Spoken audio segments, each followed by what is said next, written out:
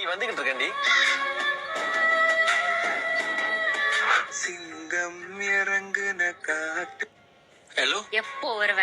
இங்க ஜேமா இருக்குடி. எப்போ வருவ? இங்க ஜேமா. எப்போ வருவ? எப்போ வருவ?